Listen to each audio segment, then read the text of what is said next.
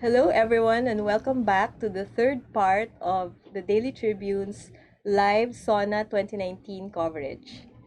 Um, Earlier today, we talked about business and politics, but now we're talking about fashion, right? Fashion. With us today is a fashion expert from the College of St. Benilde.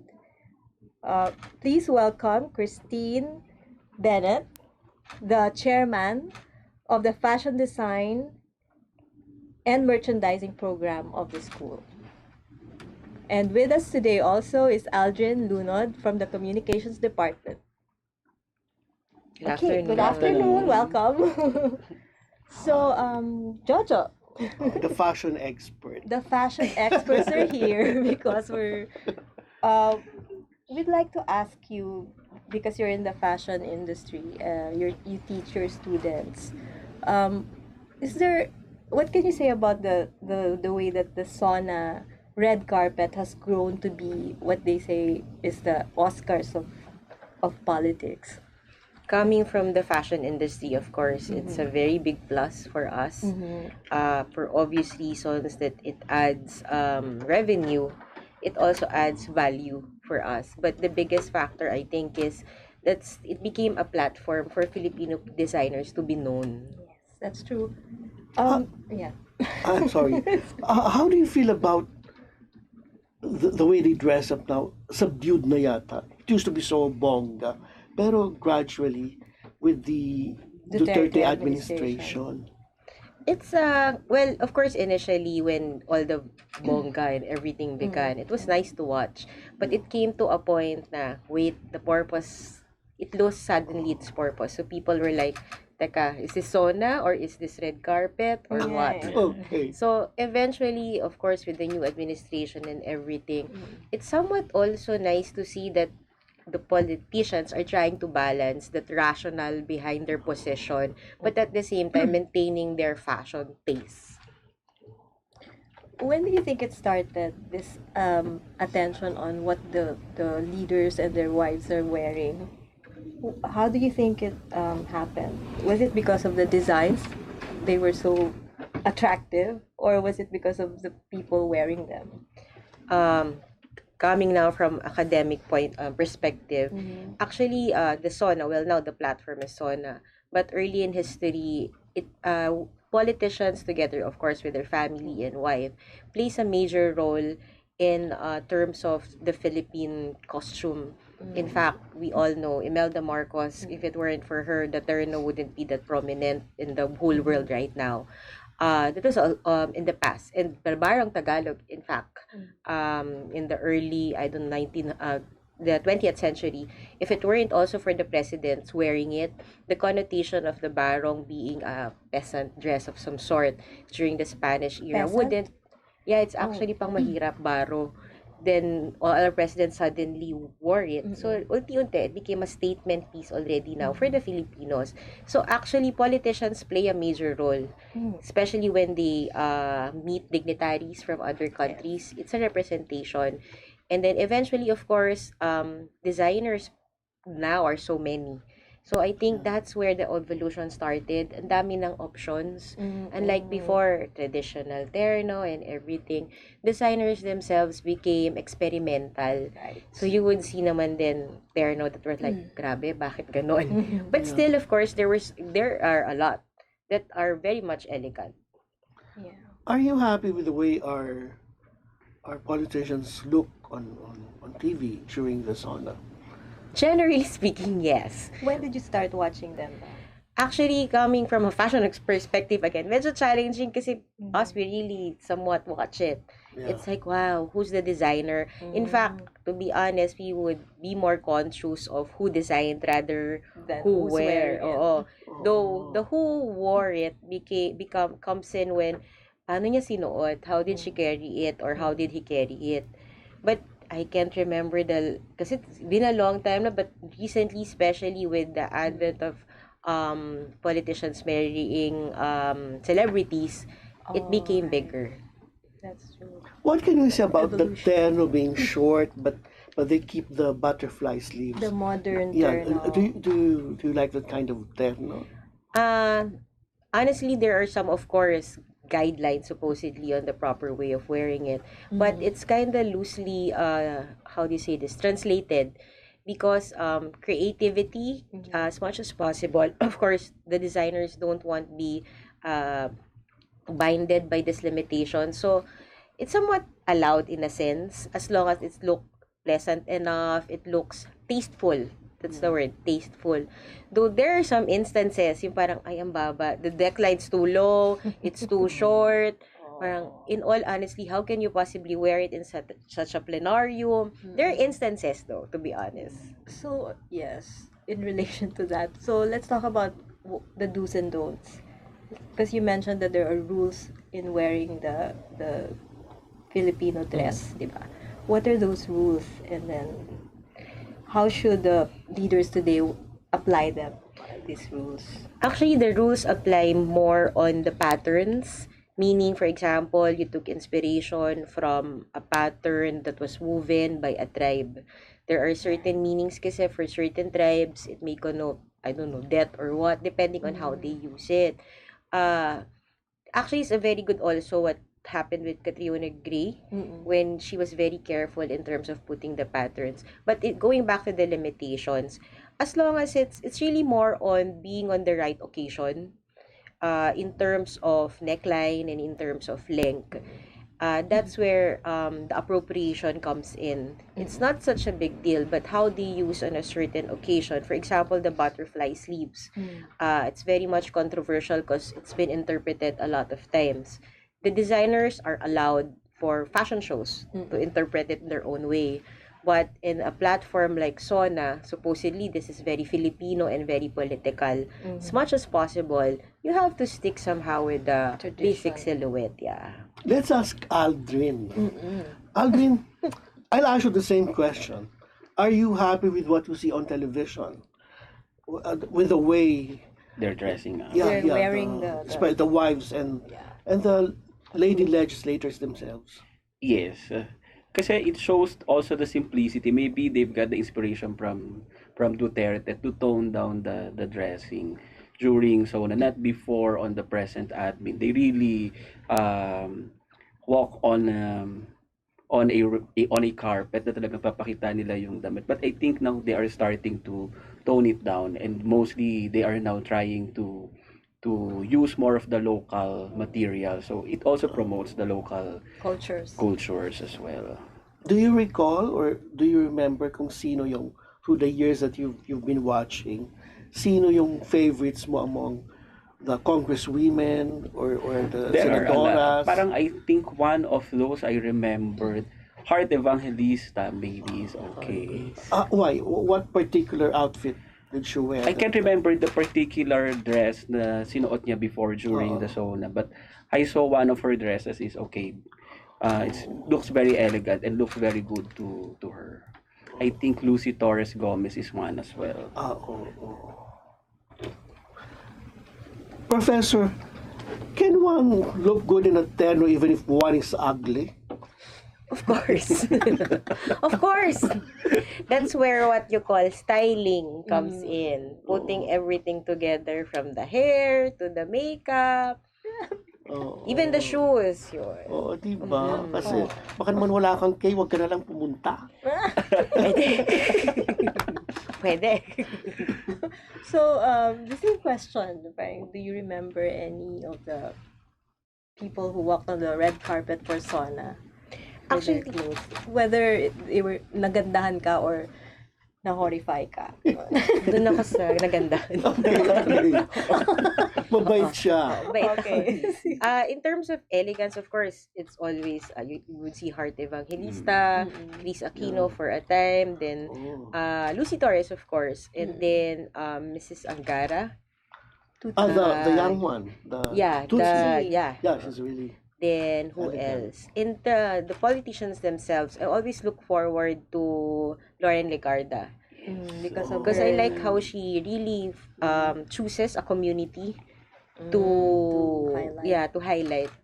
Who else? Well, the more political ones, it's quite the quirky ones. It's also exciting to see how they interpret. There was a time somebody used a sack, I think, I don't know, for rice or something. Really, yung fabric Oh, niya. kung hindi yun sack of flour ata. In terms of Sack. ingenuity naman yun, parang ay, ang galing, pwede rin pala. What Ah, about the men? Yeah, the men. Kasi how many ways can you wear a barong? Di ba? Yes, Once sa men, That's sa men kasi parang oo. always the same or classic look. Maybe colors would give a new touch for the barong. colors and the embroidery. Yes, and the Yes. embroidery. What does the presidential spokesman wear? Si attorney Panelo. Si Panelo. sa SoNA. Does he go very fashionable also, or does he try to He tone usually, down? he usually is. To think he's fashionable every... Oo, oo. He Ano has his bang own- ano kayang He has gamit his own niya today? style. Yes. Oo. Oo. We na watch out din siya. Oo. What is he wearing today? Yung mga exciting tignan. Oo nga. Oo. What if one was fat, was fat? Where? How should wear, no? That's subjunctive. Oh yeah. How should one dress up for something as special as the sauna? Oh, if you're not, ano. I'll use some technical terms. Okay. Always when you're pretty, depends on what area you're fat. But Oo. normally, let's say, normally it would be the belly down. Okay. That's where you wear usually empire cut. Ganun. Para it flows straight. Straight or Then you would okay. use, the fabric should be what you call bias cut. Para Ayun. nagfo-flow siya, hindi siya naghahag masyado. Diretso lang siya. Or Hindi siya A-line. kakapit. Oo. Pag sobrang iwas, you really want to avoid your stomach, A-line. Talagang diretsong ganon. So that's why most of the oo. Can I wear an A-line polo? Let's try. But Why not? anyway, if you recall yung sa Yeah. inauguration ni, no, I think the first, you call that sauna, yung dumating si Sara Duterte.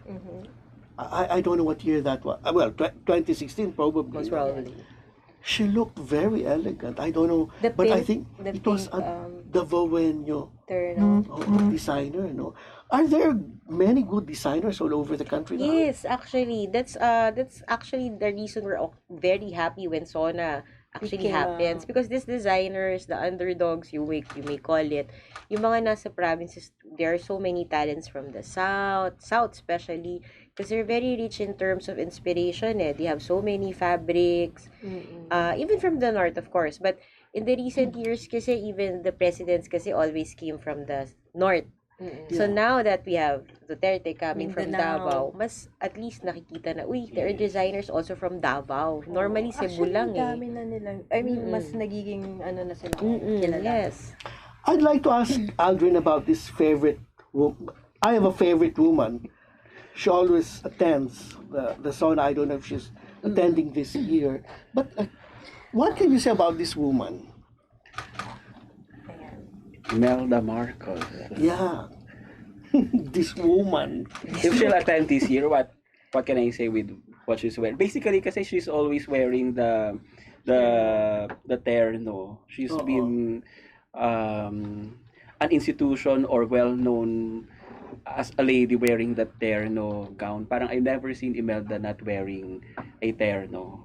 So maybe it will always look good to her kasi sa kanya naman nagsimula yung sa terno. Ever since I saw her sa TV, pag lumalabas siya sa mga engagement of political, she's always wearing the terno.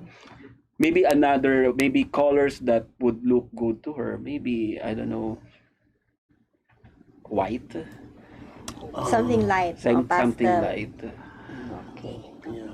What about Oo. Through the years, yan muna, si Mrs. Marcos. Do you like the way she dresses up? Yes, actually, in fact, even in fashion shows when she attends, Oo. she still wears the terno. I think maybe she knows, she's a very good, how do you say this? She's very tasteful. She knows how to style herself. And you can see that she aged gracefully. She follows, if she's in this age already, she follows that The way of appropriate, dressing, the appropriate. At the same time, really she knows the details. Even her jewelries would complement, from the shoes to the bag. She's a whole, how do you say Package. this? Yeah, package. That's right. Okay. And How about the daughters? Or at least the senator now. The senator. The senator, I think, is more playful. She's not really always wearing the ternas, I remember. sometimes, well, as I can remember, she would also advocate some of her Ilocano Yeah. fabrics. Abel, Yeah, and so all that's that. very good also. She's more adventurous maybe because I don't know, she's younger, and Melda tends to stick with, she knows she's very iconic already and she maintains that image. The daughter on the other hand can play around, especially in the even during the election. She's very casual in terms of dressing. What do you say? Oh, okay. Well, Yeah. sige, go ahead. What do you suggest for Senator Villar? Senator She's not Villar. very tall. Yes. For somebody who was like me, who's not gifted with height, a straight silhouette would be more appropriate to elongate you and to avoid. Well, it depends if she's also trying to avoid some Part. parts. But normally, Yeah. it wouldn't be recommended to wear stripes for somebody who's small. If you do wear vertical stripes rather, if you're big, if you're sorry, small, pretty much you should uh wear stripes. When I say stripes, I'm not saying just the pattern. Even yung cut ng damit, parang 3 panels, 4 panels. So there's illusion that there are lines. So yun. The empire cut would still be a good design for her, given that women in a certain age, there are forms, there are areas on your body that you really want to avoid. But the best part actually of women, thankfully the terno is set to be like that, is the neckline. So talagang ito lagi na feature. If you would see lahat sila, ito lagi. Walang masyadong nagtatakip ng neck. True. If you were a senator, what would you Wow. wear to the sauna? No, Yeah. let's ask them na lang first kung what they think about this. 4 different looks, di ba? Pia Cayetano, I think, Yeah, is on the this is- side. Yeah, Pia More. Cayetano, wearing something very modern, di ba? Mm-mm. Then si Cham. Ito naman traditional Yes. with some native Mm-mm. touches. Lagi. I don't know what you call this. That's actually the original, that's, you have the terno, then you have also the Maria Clara talaga, Ito Yeah. yun. Yan which is, yun. which has the Yung parang panuelo may pa. panuelo. Oo. Yeah. Though, it's, well, you still see people wear it and it's very classical, though somewhat it's, as I've said, mas flattering kasi si terno. The If you square look at it. or Yeah. heart. Si panuelo kasi, almost you're like covered na. So sometimes it may have the tendency to shrink you. But depending on the fabric, it can also look elegant. Okay. You know, there was a time. Well, I'm older than you guys are. There was a time when you'd see women like Mrs. Gretchen Coanco, Ting Ting Coanco, Fedolor Serrano. These are wives of politicians, no, and a lot more.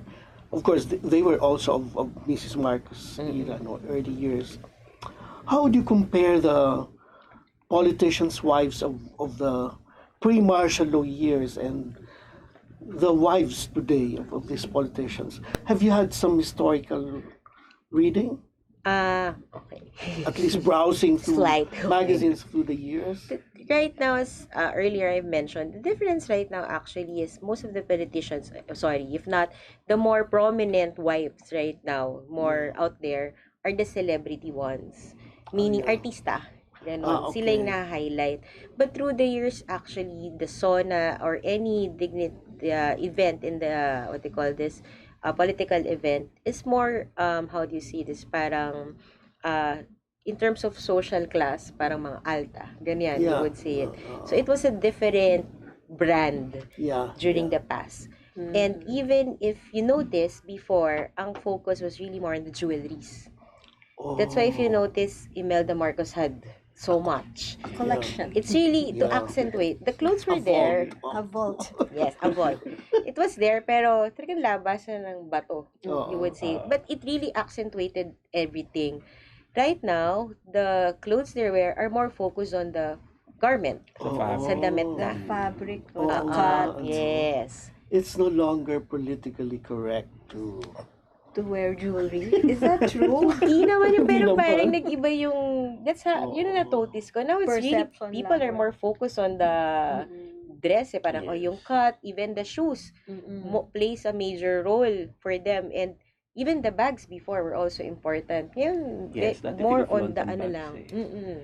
Talaga, dati yung mga Mm. everything, all the accessories Yung mga, na. oo, meron. Mini Dior, mga ganyan, maliliit. Oo, yung magaganda, yung maliliit na, how do you call them? Mini Dior, mga ganyan. Oo. Ngayon, parang nakaganon na lang pag pinicturean. Because si Mini Dior, hindi na kasya yung mga cellphone. Actually, isa yon. Malaking Laban na ng factor phone. yon. Mas importante yung cellphone. So, yeah, speaking of mga accessories naman, diba? Ano yan yun? You know, what do you put on your head, no? Can you still put a tiara or, At yan. what's good for your head? Basing it sa history, you're not supposed to put anything on You're your not head. royalty Oo, naman. kasi Talaga. supposedly ang focus dito, kasi Ah, ang talagang focus actually, if you look at the garment, ang focus hindi sa cut. It should be on the pattern, on the kung may painting, Oo. or may embroidery. So, yung tingin talaga, when you look at the terno or the barot saya, the intention is for you to look at the details. are you for or against the panuelo? The panuelo, actually, it's very flattering if used the right way.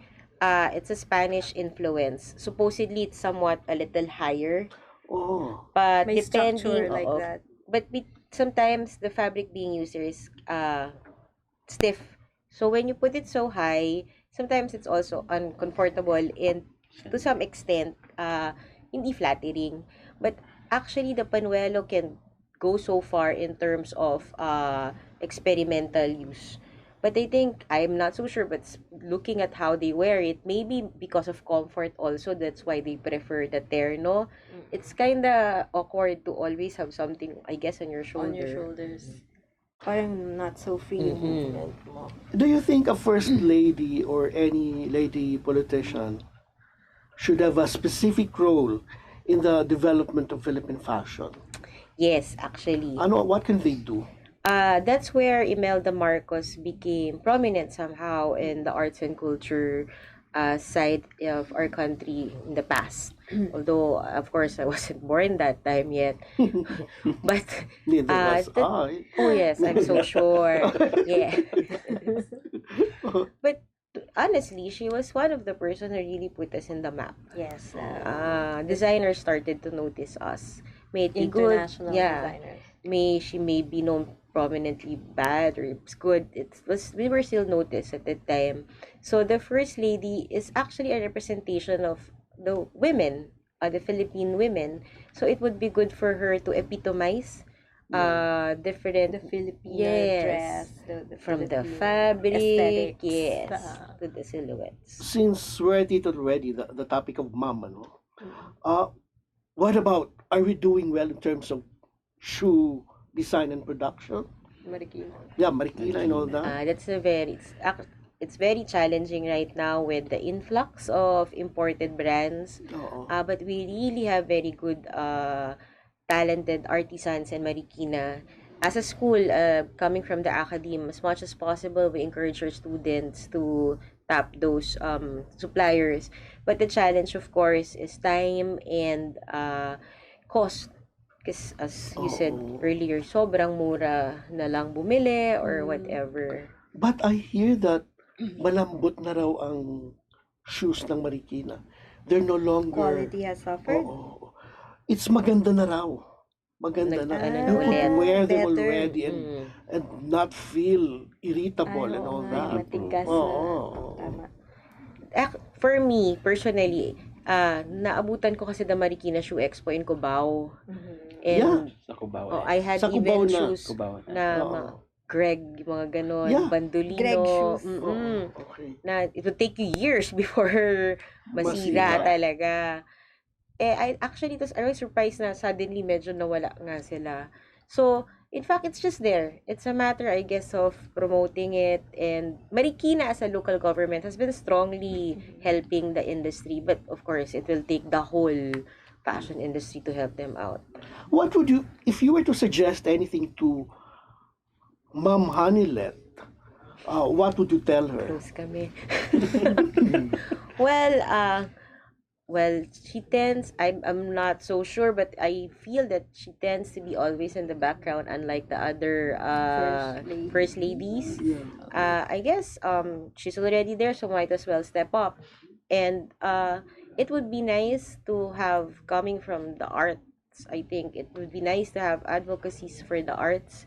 We have all, of course, the technicalities being now where the government is more focused.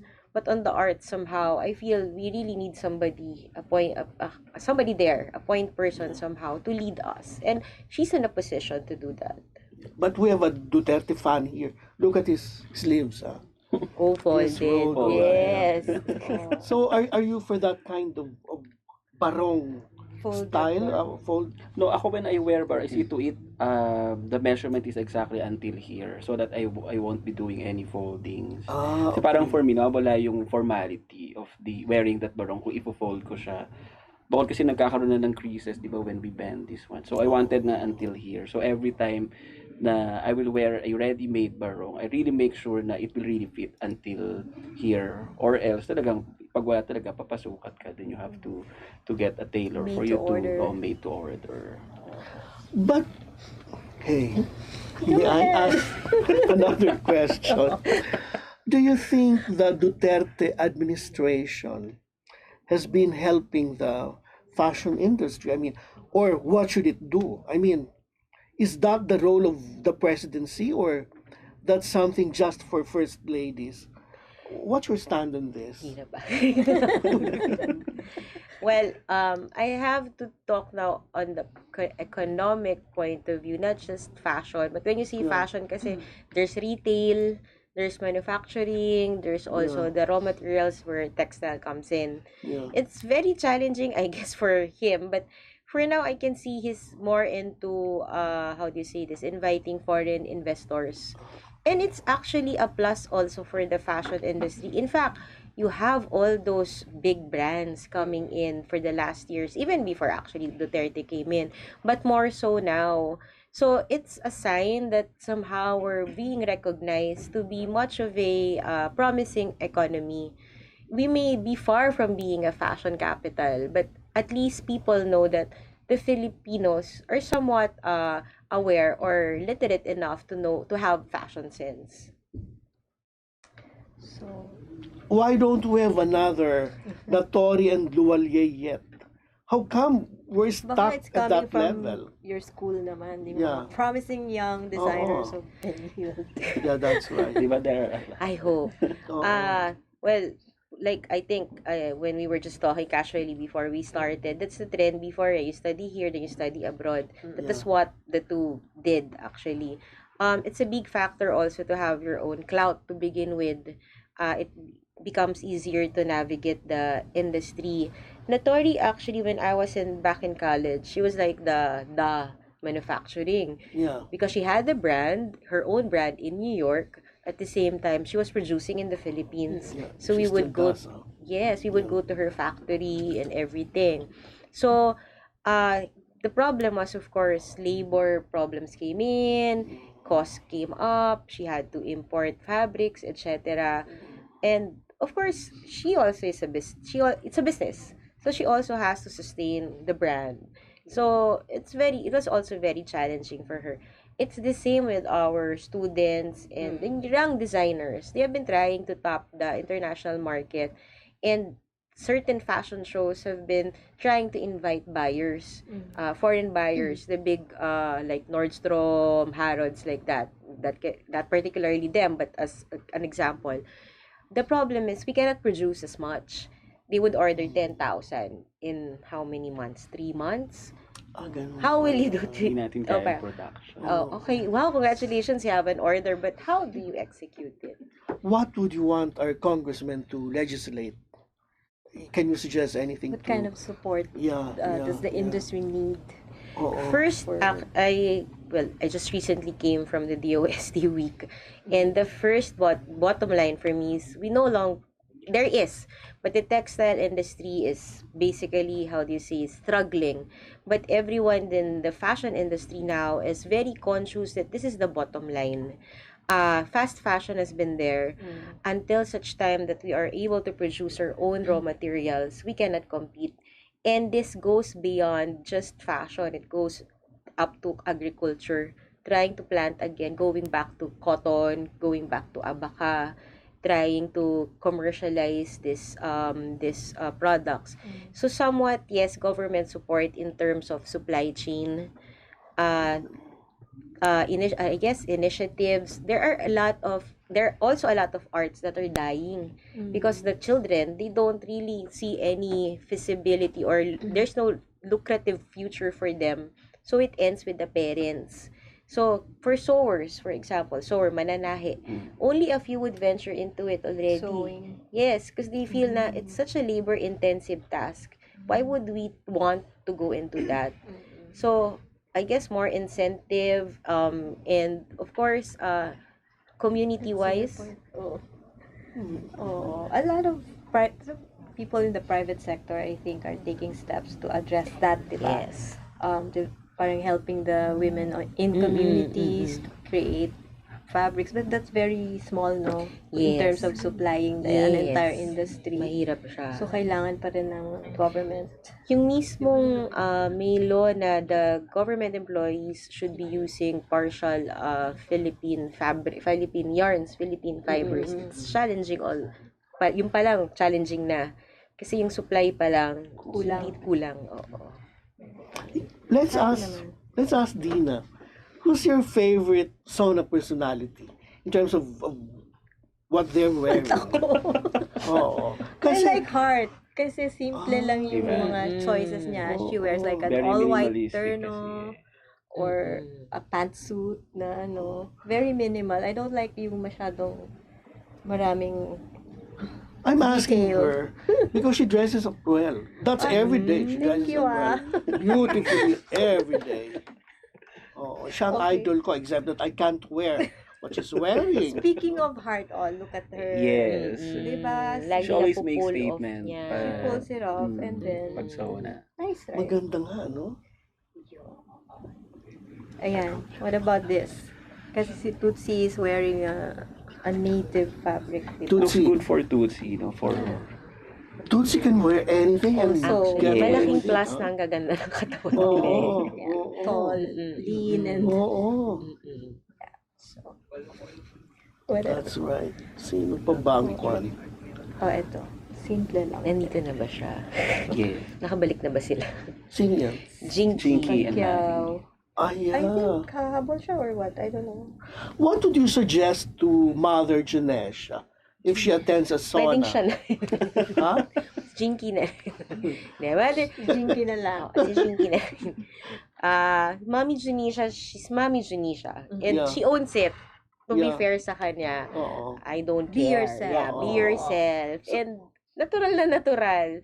Which, Maybe, oo. Buti ano? people love her because of that. Yeah, So, yeah.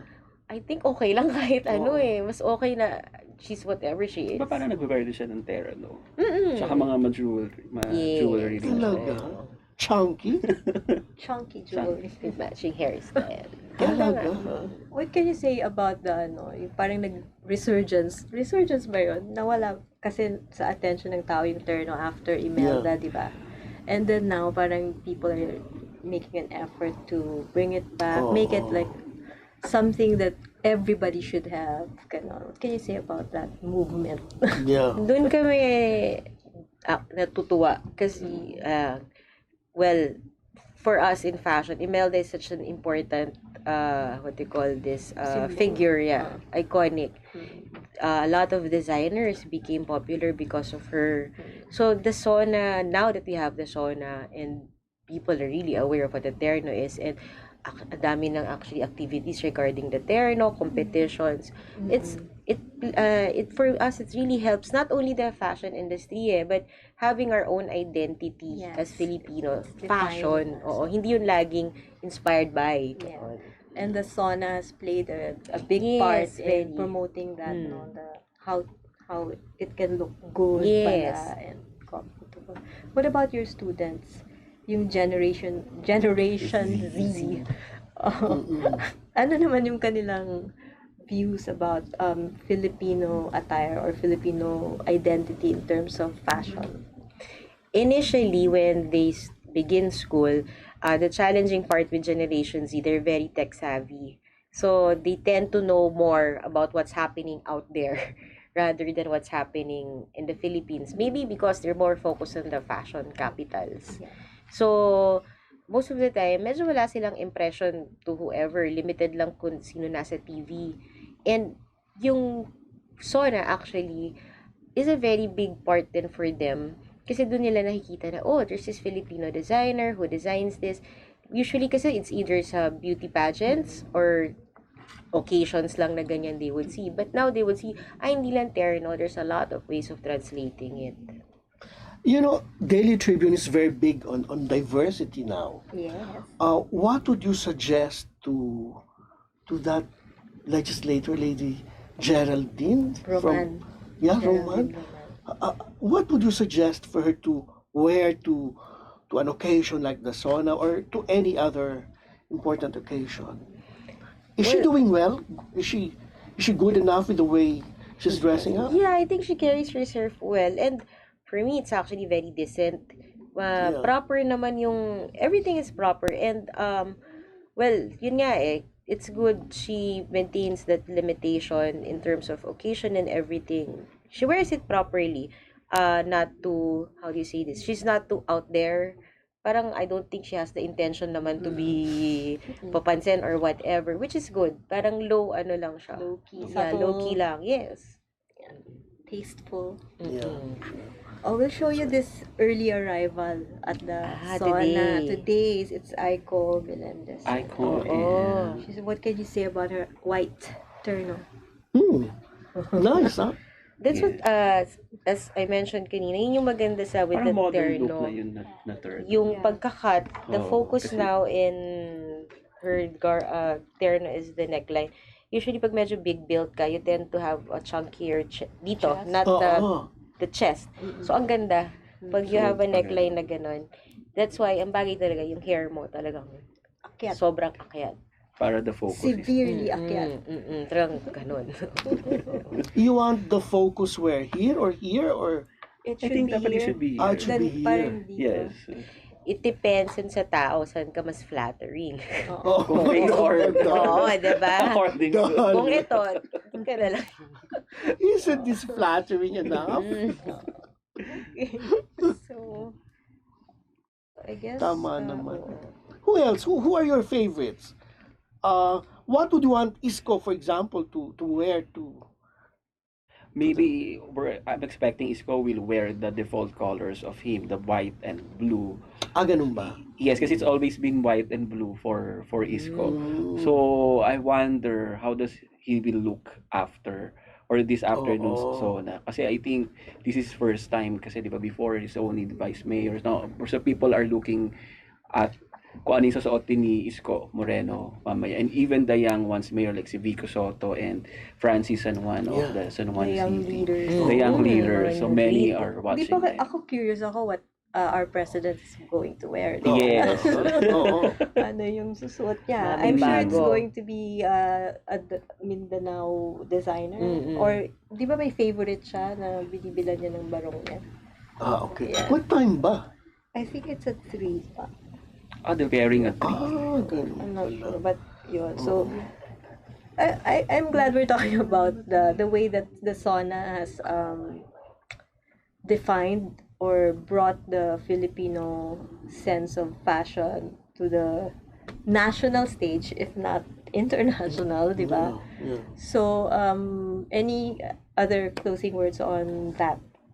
The role of our leadership in promoting fashion and the way that style has evolved in the SoNA For me, stage.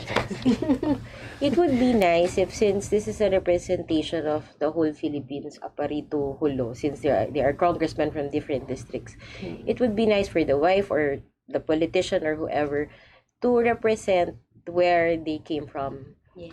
Yeah. From the fabric to I the think that is patterns, happening now. little by little, yeah. So I hope, of course, and highlight also the designers. May they be sikat or not, but from their own province. Yes. The gentleman from Ifugao would wear his bahag, di ba? Yes. That, yeah. That would be nice. And, Yes. yeah. That would make the SoNA red carpet truly special. Di ba? Parang Yes. different talaga. Pati yung from the south, no? Yung ang gagandang Kasi ang dami nga costumes. namang variety yung Filipino attire, di ba? Even just the fabric. Yes, the fabric Yes. Like in one dami region, na. so many different fabrics na. May yung nagwi-weave. Yeah. Okay. So I think we've just about covered, Most of it. yeah. Unless there's someone you're thinking of who should be there. Like, how do you think will Baby Arenas look today? Oh. She's one of really the classic, how do you say this, high class women that you usually look Look up to. forward to what they wear, not just what they wear, how they totally look. Because this, How they again, this put was everything going back to together. the time that sila talaga, from the hair to the Yeah. earrings to the even the Yeah. makeup, the lipstick, Yeah, that everything. generation. Yeah, no? the generation. Wala na ba yun? Wala na ba yung gano'n ngayon? If well, Ano tawag doon? Glamour or Yeah, din ano. style? Oo. Have we lost it? no naman, we're just really more focused on the damit na Sa kasi. textile na talaga, Oo, sa eh. fabric. Parang it became, what's the dress, what's the ganyan. Because the dress itself for them is already the statement. But it used to be actually the persona is the statement. The way you carry it. Lahat, no? Package. Package na. So who are your favorite designers? Pwede. A lot. There's so many of them. Well, of course, I have a lot of favorites in Manila. Mostly my friends. Yeah, but can you name some who Names? who have Who do you dressed think up a lot of parang pang SoNA? Ang SoNA. nag-creating something special for SoNA? Oo. One that really medyo turn around is Cari Santiago, who designed for Chris before. It was very new in the sense because this was here you are a Cebuano designer designing a prominent lady. Usually kasi everyone came from Manila.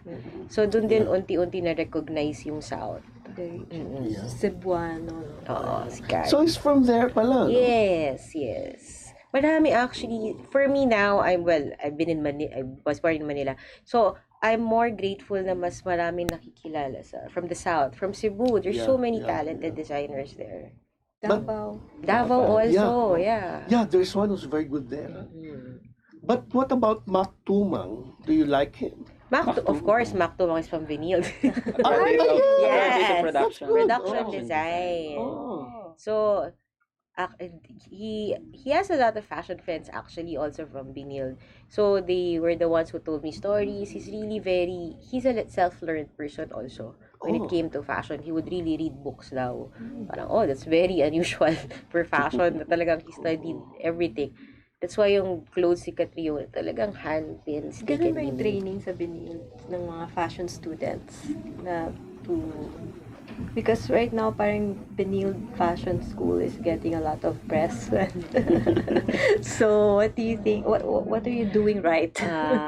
What we're trying to do right now kasi parang we want them, I think it's fashion in general here in the Philippines. You want them to go beyond that shallow thinking that it's just a catwalk, it's just a brand. Vinyl is all about inclusivity and I know these are cliche words already, you keep on hearing it, but to be in there talaga, na you have to understand it's not about being on top, but sustaining your business the long run. The longer you are in the business, that means you're successful. It's not a one-hit wonder song design na now you're here, tomorrow you're not. So ano yung secrets to longevity in the fashion industry? Being organic in terms of your own design. Magkaroon ka ng sariling, we always use this in school, DNA.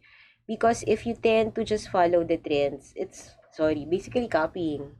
So someone can do it better. Someone can copy better. Someone can interpret it better. But if it's an inspiration innate in you, nobody can get Take that from that. you. Yes. So maybe we can wind up. Let's ask them.